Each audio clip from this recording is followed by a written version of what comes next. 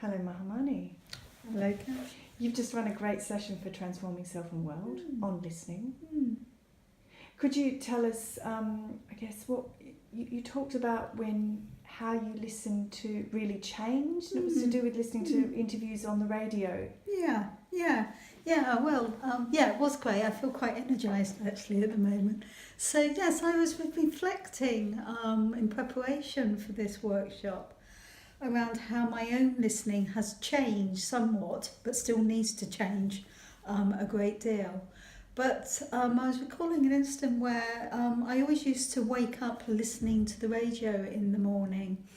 And I'm an avid Radio 4 listener, so I'd wake up to John Humphreys or one of the other presenters on the Today programme, kind of normally interrupting and disagreeing and heckling and generally not listening to the person they were interviewing.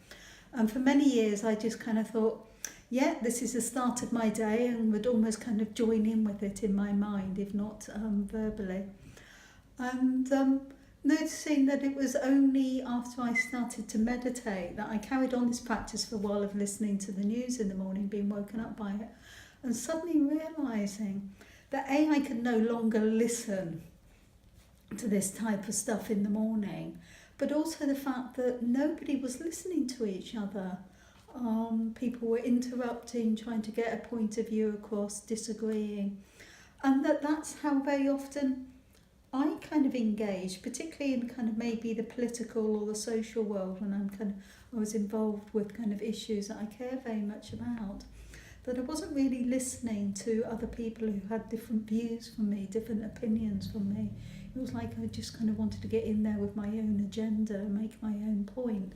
So that was a real changing point for me in terms of thinking about listening. And of course, I stopped listening to the radio in the morning. So yeah, that was my starting point in some ways for the workshop. Well, what really struck me was when you said, when I was an activist, back in my 20s, I think. Yeah. I think I was facing hatred with hatred. Yeah. And that wasn't so effective. Yeah, definitely. I think for all sorts of reasons I grew up quite an angry woman who saw lots of problems with the world and wanted to change the world for the better. I wanted a more humane place to live in, for not just for myself but for other people. But I kind of saw it in a very polarised way. It was all to do with those people over there, whoever they were over there at the time. And I really rarely listened to the opposition argument, the argument that I didn't agree with. I almost kind of did a caricature of what that would have been about. And yeah, again, kind of only when I became a kind of Buddhist and started to kind of think about these things that I really realised that I was meeting what I saw as hatred in the world with my own brand of hatred. And I remember reading a verse from the Dhammapada which says, hatred never ceases by hatred, it only ceases by love. This is the eternal law. And it really hit me so strongly that that's what I had been doing for a lot of my life, thinking I was on the side of right, so it was okay. But actually I was just contributing to it as well. Yeah. And it really comes across how passionate you are about the topic of listening, and what got across to me was just how fundamental it is in life. Yes. Work. I don't know if you work for a charity where you want to create change, or just in your personal life. Tell me, I guess, a few of the benefits that if people haven't come to the workshop, what we talked about, some of the benefits. Yeah. I mean, I think, communication is the essence of everything, isn't it? And if we can't talk to each other, then we can't move forward. And part of that talking is really effective listening. And yeah, I think it was really interesting in the workshop to see how, when we were talking about, whether it's what it's like to be listened to or to listen to somebody, or the opposite of when we're not listening or when we're not being listened to. We had such kind of similarity in kind of feelings, emotions. So when we felt listened to, we felt open, we felt connected to the world when we were able to listen to somebody similarly. So there was a kind of a sense of self-growth, of understanding, of empathy, really taking in another person, and a sense of, somebody said that they felt real gratitude. So in a sense it's a privilege to be able to have the opportunity to do that.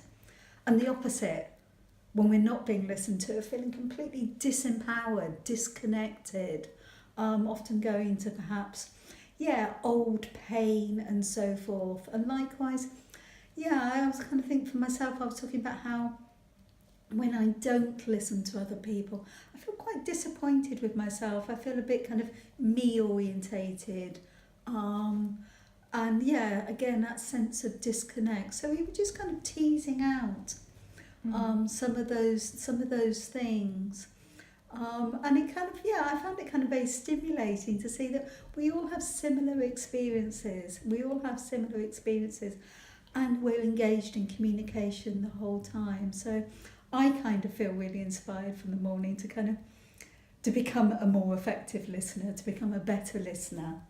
And